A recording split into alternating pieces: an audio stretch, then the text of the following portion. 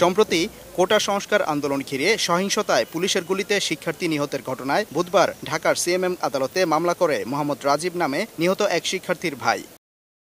সাবেক প্রধানমন্ত্রী শেখ হাসিনা ও আওয়ামী লীগ সাধারণ সম্পাদক ওবায়দুল কাদের সহ ছাত্রলীগ সভাপতি ও সাধারণ সম্পাদককে আসামি করে হত্যা মামলাটি করা হয়। অভিযোগে বলা হয়, গত 19 জুলাই কোটা সংস্কার আন্দোলনের সময় মিরপুর 10 নম্বর গোলচক্কর এলাকায় পুলিশ গুলি করে কলেজ শিক্ষার্থী ফয়জুল ইসলাম রাজন সহ কয়েকজনকে হত্যা করে। মামলার এজাহারে বলা হয়, সাবেক প্রধানমন্ত্রী শেখ হাসিনা এবং আওয়ামী লীগ সাধারণ সম্পাদক সহ তাদের নেতাদের উস্কানি ও নির্দেশে শিক্ষার্থীদের হত্যা করে পুলিশ ও ছাত্রলীগ।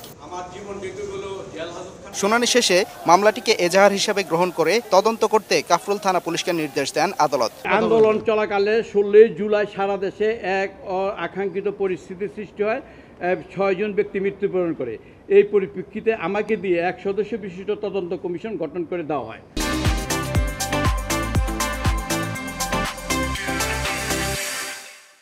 একই দিনে সুপ্রিম কোর্টের আইনজীবী সোহেল রানাকে 6 মাস 3 দিন গুমের ঘটনায় সাবেক প্রধানমন্ত্রী শেখ হাসিনা সহ 26 জনের বিরুদ্ধে মামলা করেন ভুক্তভোগী নিজেই। অভিযোগে বলা হয়, 2015 সালের 10 ফেব্রুয়ারি হঠাৎ অজ্ঞাত কয়েকজন সোহেল রানাকে তুলে নিয়ে যায়। এই ঘটনায় শেখ হাসিনা ও স্বরাষ্ট্রমন্ত্রী আসাদুজ্জামান খান কামাল, আইনমন্ত্রী আনিসুল হক, বেনজির আহমেদ ও সাবেক আইজিপি শহীদুল হক সহ অজ্ঞাত 20 জনকে আসামি করা হয়। নিহতের বড় ভাই রাজীব বাদী হয়ে আজকে ঢাকার সিএমএম আদালতে এই মামলাটি দায়ের করে তদন্তপূর্বক আইনগত ব্যবস্থা গ্রহণের জন্য ঢাকার কাফরুল থানাকে নির্দেশ প্রদান করেছেন।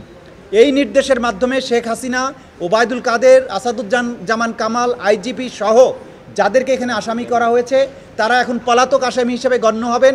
তাদেরকে গ্রেপ্তার করে পুলিশ আদালতে সোপর্দ করতে পারবে এবং তাদের বিরুদ্ধে এই হত্যা মামলা যথাযথ প্রক্রিয়া অন্তে তাদের বিরুদ্ধে নিয়মিত বিচার করা সম্ভব হবে।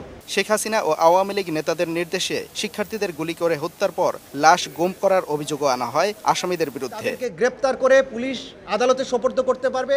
সাদিকুর রহমান, সময় সংবাদ, ঢাকা।